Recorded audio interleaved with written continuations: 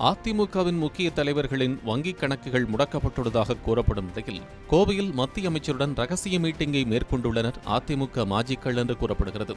இந்த சந்திப்பில் பேசப்பட்டதென்ன, green signal காட்டுமா பாஜக? விரிவாக பார்க்கலாம்.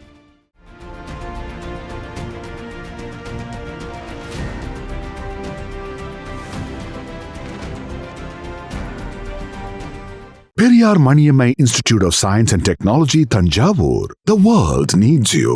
டிகிரி படிக்க வெயிட் பண்ண வேண்டாம். UG and PG courses 100% online at doctor MGR online is just a click away.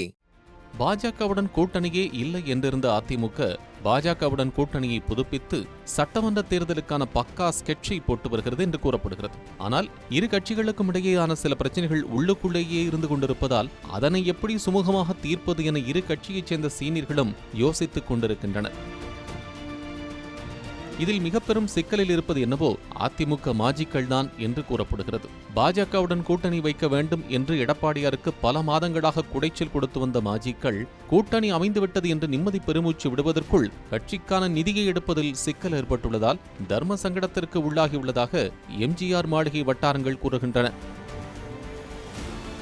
இந்த நிலையில்தான் கடந்த வாரம் மத்திய பெண் அமைச்சர் கோவை வந்திருந்தாராம். அவரை அதிமுக கொங்கு மண்டல மாஜி மணியானவரும் வடமாவட்ட மாஜியும் வரவேற்றுள்ளனராம். அப்போது கொங்கு மண்டல மாஜியுடன் வடமாவட்ட மாஜி கைகோர்த்து வந்திருந்தது தாமரை வட்டாரத்தில் பரபரப்பாக பேசப்பட்டு வருகிறதாம்.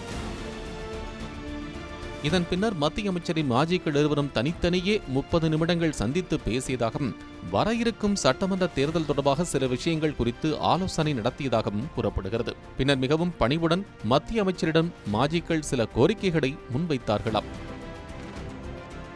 தங்கமணி, கே.சி. வீரமணி, விஜயபாஸ்கர் மற்றும் எடப்பாடியாரின் உறவினர்கள் உட்பட கொங்கு மண்டல மணியானவர் மீதும் சிபிஐ வருமான வரித்துறை நடவடிக்கைகள் எடுத்துள்ளது. இதனால் அவர்களது வங்கிக் கணக்குகள் முடக்கப்பட்டுள்ளதாம். இதனை மத்திய அமைச்சருக்கு பவ்யமாக நினைவூட்டிய மாஜிக்கள் வங்கிக் கணக்குகள் முடங்கியதால் எந்த செலவும் செய்ய முடியவில்லை என்றும் சட்டமன்ற தேர்தல் நெருங்கிவிட்டதால் சம்பந்தப்பட்டவர்களின் வங்கிக் கணக்குகளை ரிலீஸ் செய்தால் ரொம்ப உதவியாக இருக்கும் என்றும் மாஜிக்கள் கோரிக்கை வைத்ததாக கூறப்படுகிறது. மாஜிக்களின் கோரிக்கையை கேட்ட மத்திய அமைச்சர் உடனே அதற்கென்ன செய்துவிட்டால் போச்சு என பாசிட்டிவாக மாஜிக்கள் இருவரையும் அனுப்பி வைத்தாராம். அப்போது தேர்தல் முடியும் வரை இதே நிலைமைதானா சண்முகம் என்று மணியானவர் புலம்பிக் கொண்டே சென்றதாக விவரம் அறிந்தவர்கள் கூறுகின்றனர். Periyar Maniammai Institute of Science and Technology, Thanjavur. The world needs you. Degree படிக்க வெயிட் பண்ண வேண்டாம். UG and PG courses 100% online at doctor MGR online is just a click away.